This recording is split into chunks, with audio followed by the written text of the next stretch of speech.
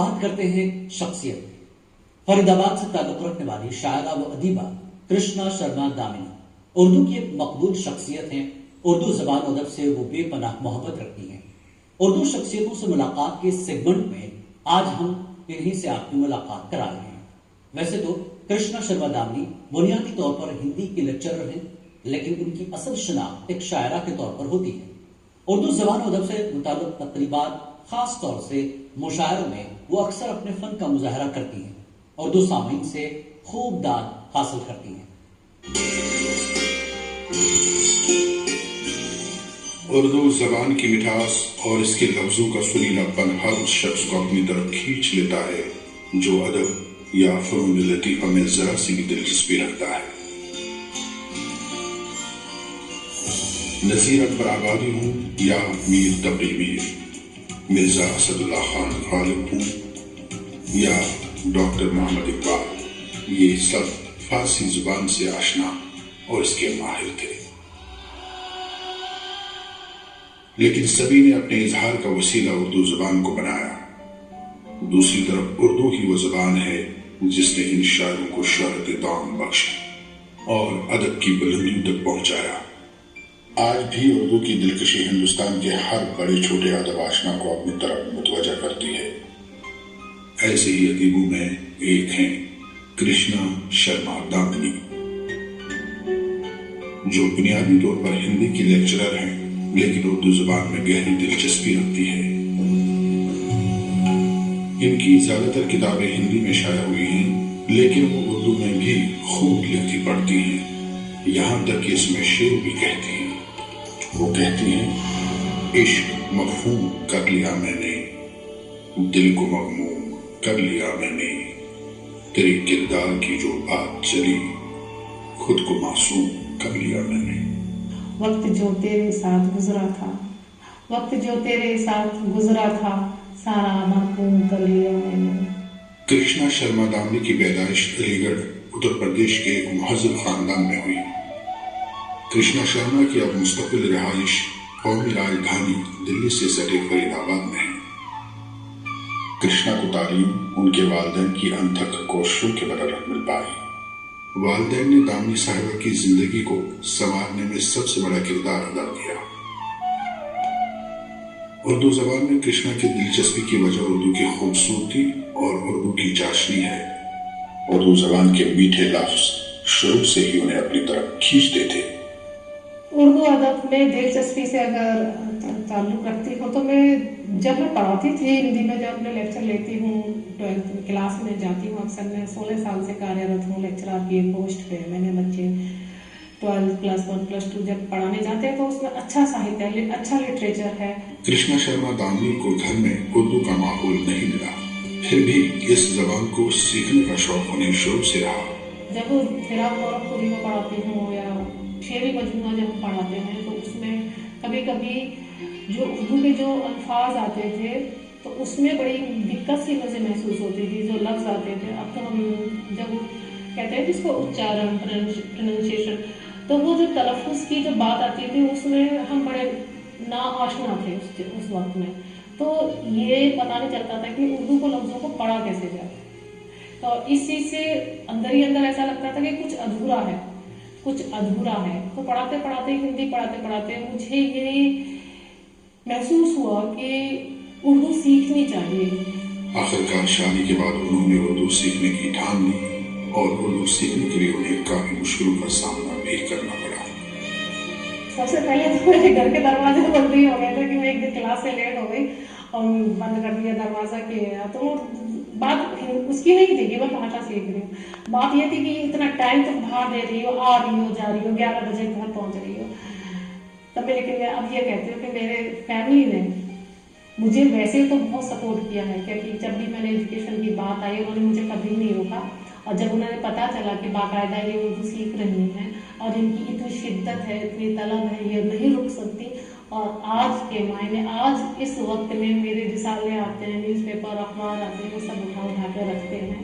شاعری کا شوق کرشنا شرما کو بچپن سے تھا اور وہ پہلے صرف ہندی میں نظم کہا کرتی تھی، لیکن اردو سیکھنے کے بعد وہ اس زبان میں بھی اب باقاعدہ شاعری کرنے لگی ہے. उर्दू शायरी का जो मसला शुरू हुआ मेरा 2016-17 से बाकायदा, जिसको कहते हैं कि बहर में लिखना, बहर से खारिज होना, ये बड़ी मुश्किलों का सामना करना पड़ा। तो इसके लिए मैं जितनी ठोकरें मैंने खाई है मैं यहाँ बता भी नहीं सकती। आप जितनी जिंदगी से मैंने सफर किया है, जिद्दोजहद किया, अपने आप से मैं लड़ी हूँ और आज भी मुझे ये लगता है कि मैंने कुछ भी नहीं सीखा।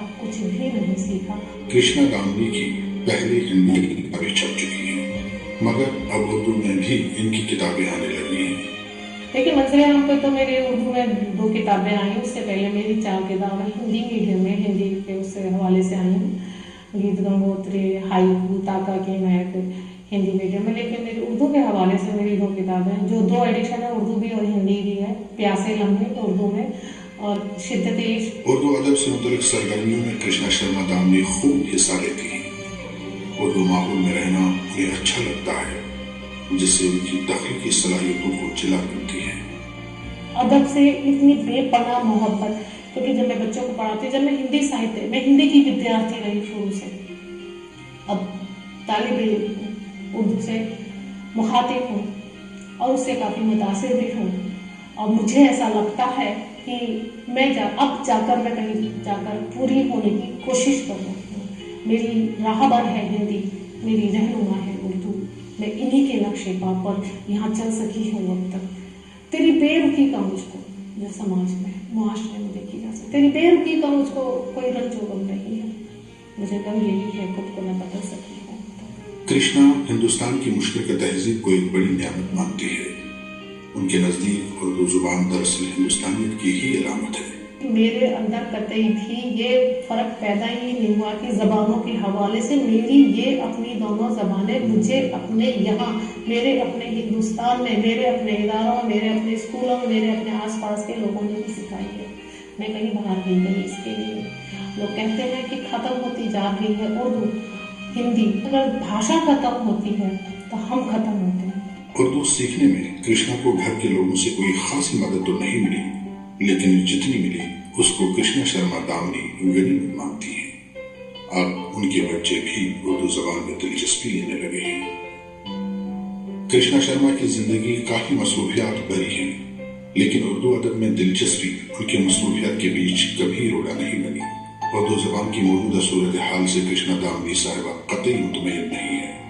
वो चाहती हैं कि इस जुबान को मजीद तरक्की देने के लिए सब लोग मिलकर काम करें।